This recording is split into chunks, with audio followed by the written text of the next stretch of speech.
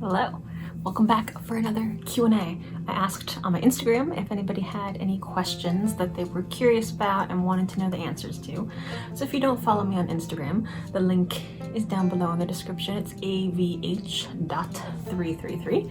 Same as my TikTok, except there's a dot in my Instagram and not a dot in my TikTok. So if you want to join for the next Q&A and asking questions, that is the way to do it. Let's get started. Our first question is from Yo, It's Me, Kitty. They asked, how are you doing after the IUI? For those of you that don't know, on Saturday, so 2 days ago, I had my very first IUI, which is an intrauterine insemination. I have other videos on my channel to learn more about what that is and see your experience with that. But I'm feeling really good. I was worried that I might have some pain or some cramping or something like that, and I really don't have anything.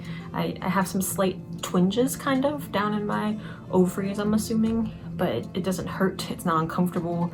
I don't feel any kind of pain or any sort of uncomfortableness, so super happy about that. Next question, I had two people ask a very similar question. Mrs. Whitley 2020 asked, what was the experience like? Thank you for sharing your journey. And then I'm assuming she meant IUI. And then Shayna Perv 1 said, how was the IUI experience for you? Would you do it again if it doesn't work this time? Overall, the experience was really great, really easy. I enjoyed some parts of it, like knowing that we for sure timed it correctly, because sometimes when we've just been doing timed intercourse, I worry that we don't have the right timing on things. And this time we had so many scans and checks and intervention that I felt like everything was for sure timed correctly. So that gave me some peace of mind. I definitely would do it again. I hope that I don't have to, and I hope that we're pregnant this time and I don't have to do it again, but I for sure would do it again in the future, as long as we have the money to cover the medical expenses. Next question is from Liz, Beth, and H. They asked, can you baby dance before or after IUI?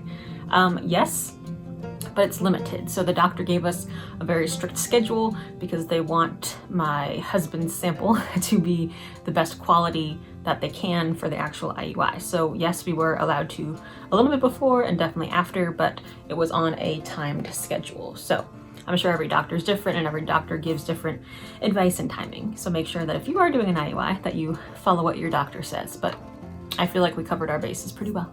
Next question is from Zara ZSL. She said, do you ever imagine pregnancy symptoms? I feel like I used to be a lot worse at this than I am now. Back when we were first trying to conceive, I would get really excited and I would think, oh my gosh, this is it. We did it. Like, this is finally the month. And lo and behold, here I am a long time later and still going, still trying. So I feel like now I've gotten used to a lot of the symptoms because I'm paying a lot closer attention to my body and remembering what it feels like every month. So when it's ovulation time, I'm thinking, oh yeah, those cramps usually mean ovulation. Oh yeah, this is what I feel like right before this happens. This is how I feel usually right before my period comes. So I think the longer I'm tracking, the more I'm picking up on what these signs mean. So I think I'm getting less symptom spotty because I know this means ovulation, this means my period coming, this means, I took this medication, that's what this means. So yes, I do sometimes still symptom spot. This time I feel like it's gonna be hard because I have my hopes up, but I think I've gotten better. We'll see how it goes this time. Next question is from Nikki 1287. They said, I know you have to test out the trigger shot, but roughly how long will that take? So in my previous videos, I mentioned this. I took what's called a trigger shot. It was Ovidrel, I think is how you say it. And it is basically HCG, which is what is in your body when you're pregnant. And it forces and tricks your body into ovulating. So I ovulated earlier than I usually would, thanks to the trigger shot, which meant that our timing was perfect for the IUI. So it's to kind of help make sure things are timed well. But the downside to that is that it is HCG, so it shows up like a positive pregnancy test, even though you're not pregnant yet. So I'm gonna be testing out that line and taking a pregnancy test each day to make sure it gets lighter and lighter. Then I'll know that the HCG is out of my system. And then if it comes back and it starts to get dark again, that's when I know that I'm pregnant. I've heard that it can take 10 to 14 days for the HCG to leave your system before you actually get pregnant. And I wouldn't be pregnant right now. I haven't implanted yet, even if the IUI did work. It's a ways out, which is why you can't test right after ovulation, because you haven't actually implanted yet. So I'm hoping that, I think around the time I normally test, like 7 DPO or 8 DPO is about the time that it should be wearing off. So we will cross our fingers for that. Today I am 2 DPO, I think, and 4 days past the trigger shot. And it's definitely still there. It's very dark still. So hopefully it starts getting lighter soon. But that means that the trigger shot worked, so I'm thankful for that. Next question is from Halima Wasim 13. They said you have a tilted uterus. Does that hinder chances to conceive? From what I've heard, this is very common. I was concerned when my doctor first told me, because I was like, oh my gosh, your uterus shouldn't be tilted. What the heck does that mean? But the more I keep talking about it and researching it, it seems like it's incredibly common. As far as I know, I don't think it interferes with your ability to get pregnant. Sometimes it can be harder to find the baby on ultrasounds once you are pregnant because it's tilted a weird way, so it's harder to pick it up. And sometimes you don't show as early or as like big because your uterus is tilted a different way, so your stomach doesn't stick out as much as it would otherwise. And so as far as I know, I don't think it interferes with getting pregnant. It seems like it would to me, just because it's like at a different angle and it might be harder for things to swim around, but I don't think it does, which is what I'm going with. Shannon Hughes X asked, how did your partner react to people donating the amount to help with IUI? So if you didn't know, for our IUI this cycle, I make TikToks every single day. And people said that they really wanted to help with the cost of IUI because I said it's very expensive and we'd like to try it, but I don't know how much money is there to pay for it. And people were extremely generous and donated the full amount that we needed within like 2 hours. It was insane. I was like crying over my phone because I couldn't believe that people were so good and generous and willing to do that. And what's funny is my husband was on a bike ride while that happened. So he came home from work, we talked about it. He said, yeah, he'd be comfortable with it. I made the GoFundMe, posted it, and then he went on his bike ride and he came back from his bike ride and I had already had all the money. And I told him, hey, guess what? You know that GoFundMe I made? And he was like, yeah. And I was like, guess how much money that we have from it? And he was like, I don't know, like maybe $100, $200. And I was like, no, we have the whole thing. And he like just stared at me like, what? The whole thing? It's like, yeah, the whole amount of money that we needed, we raised it all already. And he just like kept repeating it. He was like walking around, getting ready, like putting his bike away and getting ready for bed. And he kept saying, I can't believe that. Like, that's crazy. And he kept saying we gotta do something to thank people. So I don't know how to thank people because I don't know what I can possibly do to repay people for that. But if anyone knows a way to thank people, let me know, because we would both love to do that. Next question is from Kaylee00. They said, what kind of support has your husband and family been able to give you? So my husband and my family are very supportive. I am very lucky. My husband just is there for me emotionally. He helps me think through everything, talk through everything. We talk about baby-related things all the time, which I'm sure he gets tired of and annoyed with, but he's always very sweet and always there to lend an ear to whatever I want to talk about. My dad follows me on TikTok and I think on YouTube too, and so he follows along with all the updates. He likes all my videos and he stays informed with all that. We live with my dad currently and my brother, and so he is aware. Like when we went to the IUI, he was awake and telling us, you know, good luck, I hope it goes well. So our family has been very supportive and I am very thankful for that. And I'm probably gonna butcher your name, so I'm so sorry. I think it's Eviola Swartot. If you become pregnant this cycle, fingers crossed, will you continue to vlog your pregnancy and birth? And absolutely, I will. That's been my plan all along, that ever since I was very little, I've always watched family vloggers and YouTubers and all that kind of stuff. I've always been interested in it and into it. So the idea that I get to be on the other side of that hopefully soon is super exciting. So even if it's just to update family or update a few people on here, I definitely will continue to document things. I have so many ideas. I have a whole Google document full of ideas of once I'm pregnant and once I have a baby, of lots of different topics and themes and videos I want to do. So I'm super excited for that.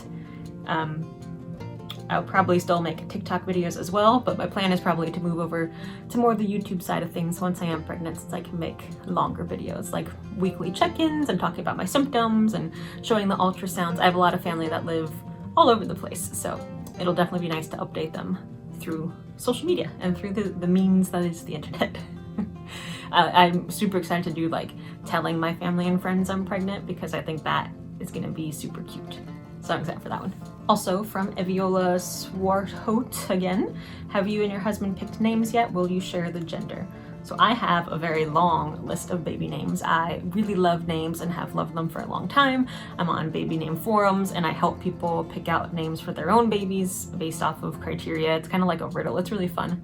So I sure do. I have a lot of names that I love, and I have names that I would choose instantly if it was only up to me, but it is up to me and my husband both, so I have to convince him of some names. So we haven't fully picked names yet, but we definitely have a list going that we both enjoy. So hopefully we'll be prepared one day when we do have a baby. And yes, I think we'll share the gender. I haven't asked my husband this question, but I plan on sharing the gender. Most of my journey of sharing this once we're pregnant is going to be sharing with family and friends first, so the people that are closest to us, sharing that information with them first, and then sharing it with the rest of the world. So I plan on sharing basically everything, all parts of the journey, so that I can look back on it and that my kids can look back on it and see how wanted and loved and excited we were that they were coming. So yes, we will share it all. I was in the middle of recording a little clip and then it cut me off. That was weird. I don't know what happened. I hope I didn't run out of storage. It just like closed the app. That was weird. Okay, anyways, let's start over just in case. Last question is from Mrs. Sarah L. Peterson. She asked, what's your plan career-wise after big fat positive pregnancy test and birth? Which is a good question because I don't fully know the answer to this one yet. Those of you that don't know, I have my bachelor's degree in elementary education. I was a teacher for a few years. Then I have a master's degree in clinical mental health counseling. I've been a therapist for a few years now. So I kind of have multiple different careers that I've been doing. I worked in a school this past year. It's currently June, so we're on summer vacation right now. I'm still working part-time, but very part-time, so I have a lot more free time to do stuff like this, which is very nice. Ideally, if I could choose anything in the world, I would just stay home with our kids and be a stay-at-home mom. That's the dream. Unfortunately, I don't think we can afford to do that, so my next goal is to do something that I can do at home, still some sort of work that I can make some extra money to be able to support myself and help support our family, but still be able to stay home with our kids and not have to send them to daycare and be able to raise them and do what I've always dreamed of doing and being a parent. With my job, I focus a lot on children's development and working with young kids, so I feel like raising our own kids is the perfect opportunity to put my professional life and my personal life together. So I definitely want to be around the kids as much as possible. I'm working right now on trying to do a business related to pregnancy, trying to conceive, parenting, kind of like online coaching / counseling. It's being really slow to take off though. It's all done, it's all live. I just haven't really had any people interested yet. So I'm still working on that. I'm hoping that can take off. I'd love to do like videos like this. If I could get paid to do this, that would be amazing.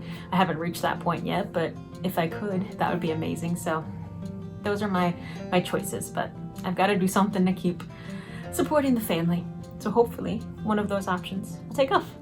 Thank you so much for watching. I appreciate all of you. I really want to keep working on this YouTube channel so that I can kind of build this platform. I feel like I focused so much on TikTok and kind of getting that going and building a support system on there, and I feel so supported and so loved on TikTok, and I really want to make that same sort of environment over on YouTube because a lot of my family does not have TikTok, so this would be a much better way for them to be able to follow along and still know what's happening.